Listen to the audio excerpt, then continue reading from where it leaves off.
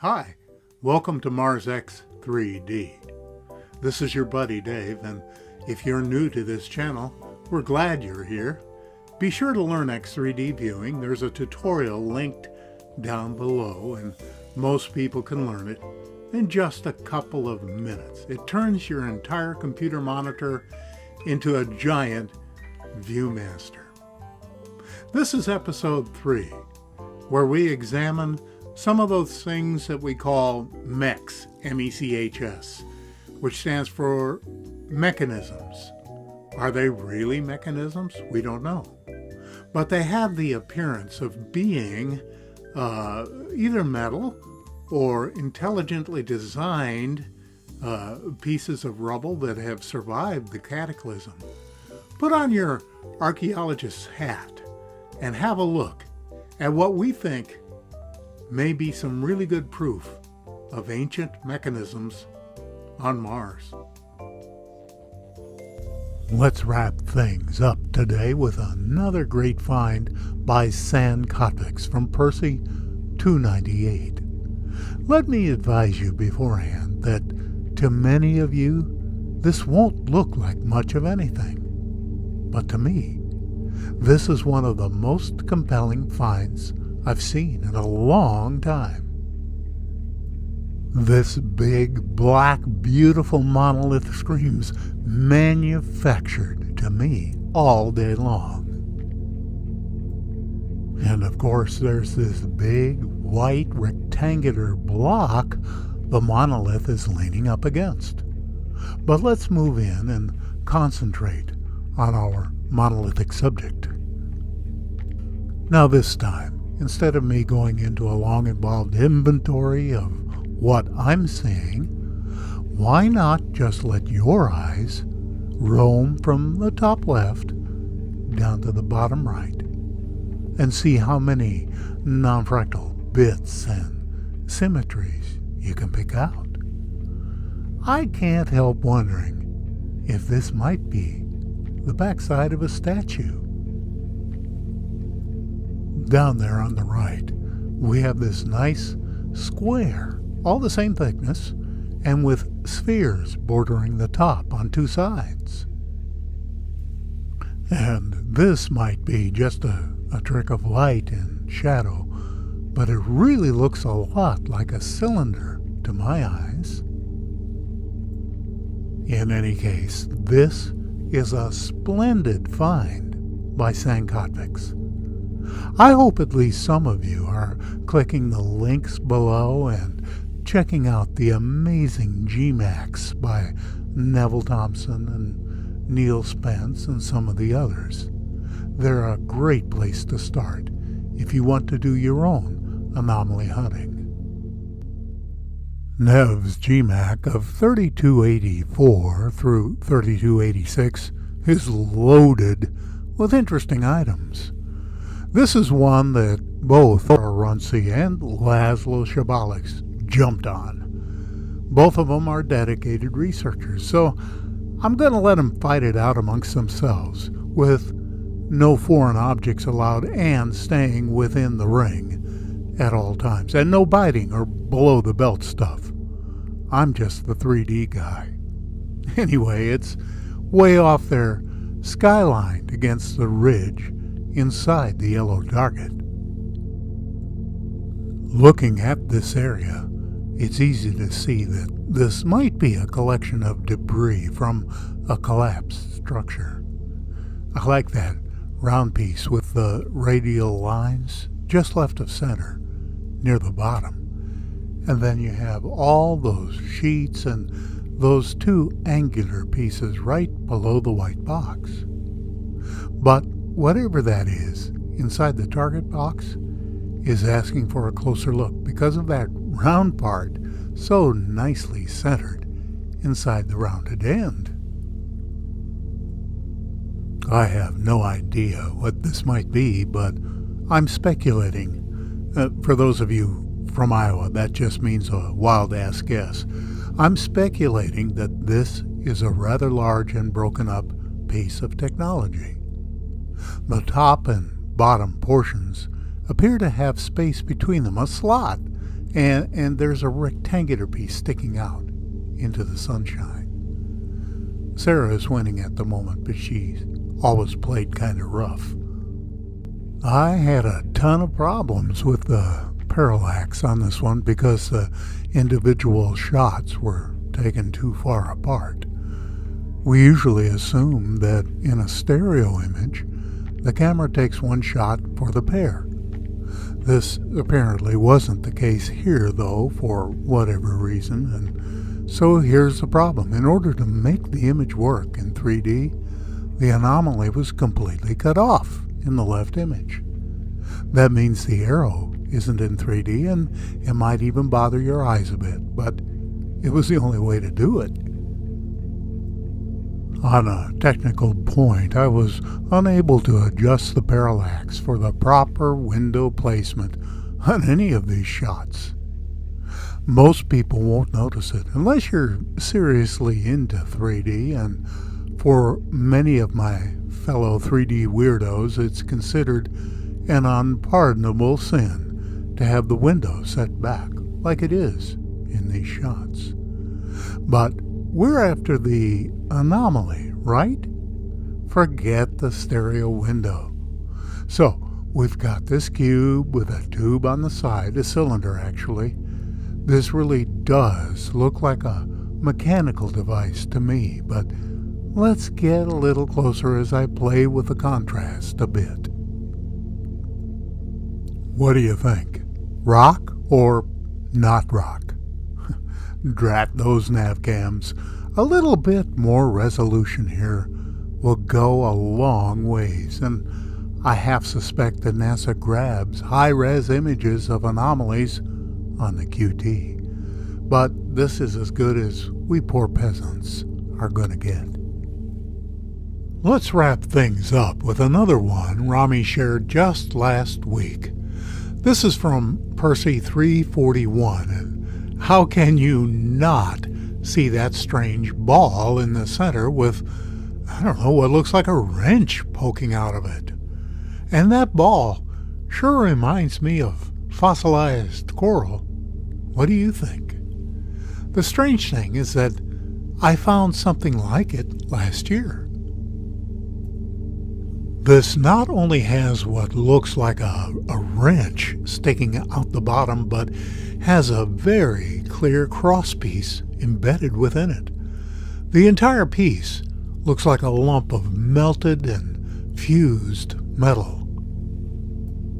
Here's another one with what might be a crescent wrench sticking out from underneath. Or maybe you'd prefer a pipe wrench instead. How about a rather bent and twisted crowbar? Or this longtime classic, what many have called a spanner wrench, or an eel, or any number of other things. Maybe everything we just looked at are nothing but very strange erosion, which apparently isn't rare at all on the surface of Mars. But if even one of the things we found is a genuine artifact, wouldn't that change the way people think, if only a little? And I really like this one. This kind of looks like a tank tread, a tank relic. You can imagine that there's a tread going around it, and of course there are the various hubs and axles that would have turned the gearing for the tread.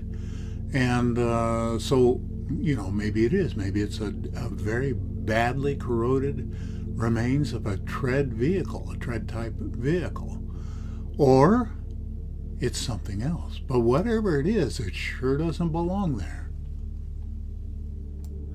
And let's wrap things up today with a really great find by a new researcher by the name of Pedro Reza.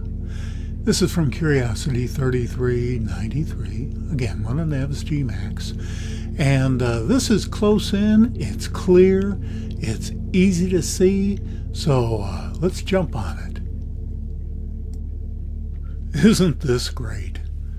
Now, the first thought is that it's a missile of some kind, and of course the naysayers will say, no, you idiot, it's just a rock. But then you look on the left end, that tangle of wires and machinery and right angles and all of that stuff. And I did lighten this up a bit so you could see into the shadows and see all of those shapes. And about halfway up, you have that disc coming out of right angles to the spine of this thing. And you've got a nicely shaped, almost nose cone on the front. It even appears to have a little hole right at the very tip. In any case, this is a terrific find, and it makes me think that they're leaving more and more things in for us to gradually accustom us to the slow disclosure process. A great find by Pedro Reza. You're looking at Itokawa, a near-Earth asteroid. And Japan had imaged this in 2005 with their Hayabusa rover, which was the first to go out to the asteroid's land, collect a sample, and return. Take a good look at this, because I'm going to show you another image taken a few days later. Notice the hitchhiker over on the left? This was imaged from about 5 miles away, and Itokawa itself is about a mile long. So this is a really big object, and it's sitting there. It looks like it has legs on it, and it's a perfect sphere. Hey, we've got to zoom in on this, right? Subsequent analysis of the samples that were returned to Earth showed that Itokawa was loaded with water and organic compounds. Now, take a look at this sphere. If you look on the left side, it's hard to see, but it almost has a kind of a Death Star dish on the left side. And if you look on the right side, there's also a couple of perfect circles on its surface. So what does this remind you of? For those of you who said, Sputnik, you win an all-expense weekend with me or a 10-pound ham. Let me recommend the ham. The point is, this object, was it picking up water and organic molecules for its maybe food synthesizers? The point is also that this object disappeared in subsequent images. Thomas Mikey Schroeder-Jensen, or TJ as I like to call him, has made so many really important finds in the Mars anomaly genre. And he also has a wonderful YouTube channel, Space Link TV. You'll see the link down below. But this is one he made early on in Curiosity 729, over there in the green target. It's a crappy image full of JPEG artifacts, but how can you fail to notice that pair of wheels connected by an axle? And that wheel in front has a circular inner hub to it as well. This is one of those smoking gun images that TJ is famous for, something that you just can't sweep under NASA's ever-present rug. And before we leave this image, I wanted to point out on the left that beautifully rectangular slab right next to the wheels, and immediately to the right, a perfectly square tablet with a pipe or circle or camera lens, who knows what it is, right on the top. Now, as I recall, back in the day, that sky wasn't blue. It was that awful, pukey, red-brown dust cover that NASA put over everything. But of course, Neil has color balanced the image properly. And then we have our happy blue sky. And isn't it interesting, too, that these images are almost the same quality as perseverance. I mean, how is it the cameras have improved so little? Well, it's not the cameras. It's the data products that NASA is giving to the general public. But we have that nice big block there inside the green target.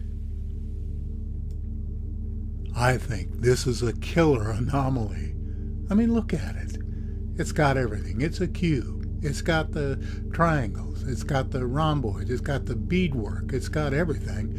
It's definitely mechanical and artificial in nature. An absolute bona fide, in my opinion, artifact. And while there are anomalies all over in this image, I wanted to point out this one before we leave, that perfectly square tile with a perfect circle in the left-hand corner, and again a knob in the center. Okay, out of the weeds and back up to the surface, and we have a nice big squirrely looking boulder there inside the square. Let's get in on this and see what we have. What a strangely shaped rock. As a matter of fact, it looks a bit like a sphinx, like the front half of a sphinx. See the triangular head, and of course a pareidolia is going to say there are 2 eyes, a nose, and a smiling mouth. But see the squared shoulders and the paws coming forward, the forearms coming forward. And but here's what I want you to pay attention to in this image. Focus in on this whitish looking contraption that's lying between the forepaws of, if that's what they are, of this sphinx. Did you notice this formation there on the right that the arrow's pointing to? Let me circle it so you can see it really clearly. Focus your eyes in on the target area and see what it is that you think is there. Now I'm going to pull this target off of there so you can really concentrate on it. Do you see how it's a cylindrical type of situation with a base and a top and stringers from the top to the bottom of that? This looks like to me a downed antenna. That's the antenna portion. And then to the left of that is the body of the antenna that's been broken and splayed out. Now, maybe that's not what it is. That's just what I'm speculating about. But that doesn't belong there. That is very clearly, at least that piece of it, an artifact. This is one that you've probably seen before. It's a classic. But inside that yellow target, we have something that's about 4 to 5 feet long. I would say this is at least 30 to 50 feet away from the rover. More than anything else, this appears to me to be a ventilation shaft, exactly like the kinds we find in industry and aboard large ships, providing oxygen or venting capabilities from an underground facility. The point is, that opening is absolutely non-fractal, absolutely rigidly perfect, and it appears to be made or out of some kind of, maybe it's sheet metal, I'm not sure what it could be, but it has markings and little protrusions on it. Clearly, another artifact. And we'll wrap things up with something Rami pointed out just the other day. Now this is from Curiosity 3463, and as you can see, that screen door effect, which they call bayering, like in Bayer aspirin, is the precursor to RGB processing.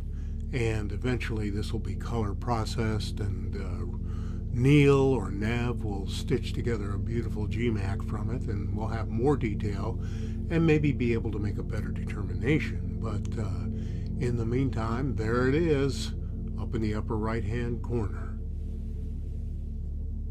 And yeah, it looks like a couple of wieners stacked on top of one another, but there's more going on here than you might notice. Let me show you. If you look at this piece inside the white box, you can clearly see that it's angle iron. Perfect 90-degree angle there at the top, and that it comes straight down, and the whole piece itself is 90 degrees from the two weenies. So, and then look down the side of that angle iron, and you've got another perfect hemisphere, a dark place on there. So this, my friends, is an artifact. And before we go, we'll take a quick look at another crowbar that I found in Opportunity several years ago, and right in the center, in the middle of a debris field. And you know, if you can't see that that's artificial, there's nothing I can do to help you, my friend. We're back now in Neb's GMAC of 395 North from Perseverance, and there's this one item that popped out at me, just lying there, ready to be zoomed in on. And by the way, try that live link down below in the description, and you can go directly to this GMAC, and there are a ton of anomalies in there. But this is one I wanted to share with you. This is wild. We have a slotted cylinder. I would say between 5 and 6 feet long, maybe even 1.5 feet, 2 feet across possibly. But what gets me is that kind of prickly pear appendage that's just sticking out the front of it. What does that do? Obviously, you can see not only the cylindrical shape, but the curves and the right angles and the regularness of the slotted area, with some consideration given to age and erosion. But this clearly does not belong there. This is clearly not a rock, and it clearly has non-fractal angles. And by the way, here's something else. Did you notice this device sticking out from under the sand in front of it? I mean, that looks to me like an axle or a hub or something that doesn't belong there. It's attached to 2 rings of different colors, and it would seem to be attached to our slotted cylinder. We can't tell that for sure. Once again, the resolution isn't what we would hope for it to be. But this entire assemblage of parts is clearly intelligent agency. Here's something I found in Neil Spence GMAC of 409 Percy, and there it is inside the yellow target, something round and maybe about 4 or 5 feet in diameter. And look off in the distance there, inside the red circle. Is that something in the sky? Well, it might be. It might be dirt on the lens, although it wouldn't have such a 3D aspect to it. And it doesn't look like much when you blow it up. I'm inclined to think it's dirt, but it is fascinating that it's way out there in the background and up in the sky. Are you seeing what I'm seeing? I see a wheel, half buried in the sand. And look at those straight elements going across it, and then the smaller wheel right in the center with a cross piece and what might be gearing, illuminated by the sun. Very, very strange. Let's move in, have a closer look. You tell me, is this natural? As far as I'm concerned, this is a straight-up artifact. Martine is calling this a metal helmet, and indeed it does appear to be made of metal. We've got those beautiful right angles down below, what appears to be a hinged cheek plate like a Roman helmet, and of course that conical domed top to complete the image of an ancient helmet. Definitely non-fractal. And yes, I definitely consider this to be a full-blown artifact. We'll wrap things up with a terrific find by my colleague, San Kotviks. This is taken from Nev's GMAC of Percy 388, and you can see our target way off in the distance. Can you say artificial? Sure you can.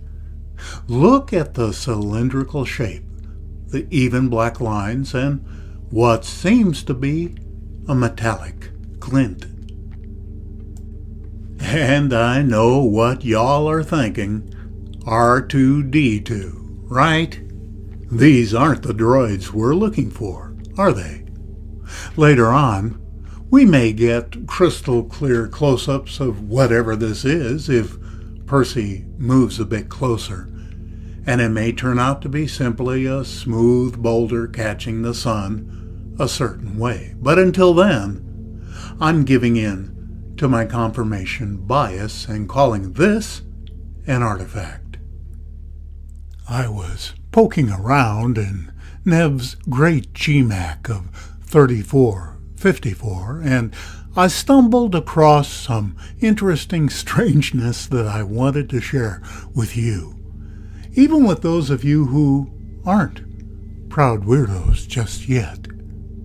And by the way, just a reminder, there's a bunch of live links down below, so you can go right to the original images if you wish. Here we go. I'd sure like to know how this one came about. Those two identical holes, how in blazes did they form? Are they eyes on a statue? Nostrils, maybe? It kind of reminds me of a guy in a KKK hood, but, since that's not politically correct to even mention nowadays, I'll refrain from saying it. The thing is, look on the left side. See that arch? And how about those three balls bisecting it at a perfect 90-degree angle? Naturally, that's all just coincidence. So let's move on. It's hard not to think that these might be wheels connected by an axle. We've found pretty convincing wheels before, like these classic wheels found years ago by my friend Thomas Mikey Schroeder Jensen. And by the way, there's a link down below for SpaceLink TV, his channel on YouTube you'll want to check out, and a link to his his Facebook page, Mars, Moon, Space. So definitely check those out. And here's a wheel found by elite researcher Rami Bar-Ilan. But this one, well, it might just be a handy arrangement of rocks and light and shadow. So let's keep rolling. This one jumped out at me because it has all the characteristics of an ancient mechanism. For example, this perfectly rectangular block with a round center that has radial arms. Or how about this perfectly rectangular block right in front of it? Enough right angles for you?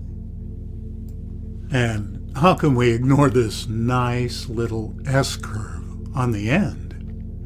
This is another case where, despite the magnification making an already degraded image even more blurry, the mathematics cut right through the fuzz and show us intelligent agency at work. Okay, the one in front, is that ancient carving or simply erosion? But look at the one in back, which, by the way, is what we call an erratic, a stone that is completely out of geological context. Notice how the back part of it is a perfect cube. And notice how that perfect rectangular piece juts out from the main cube. And don't miss those nice parallel striations on the left side, complete with perfect symmetry, 90-degree angles, and that nice, even lip running all around them. Artificial? You bet. And finally, this beautiful triangle way off in the distance, with highly unusual openings. I'm going to hedge my bets and call this an oogie, an object of geological interest. But like most oogies, it sure is suspicious. Coming up in episode number 4, weird stuff that we find all over Mars. This is your buddy Dave, over at Mars X3D. Bye for now.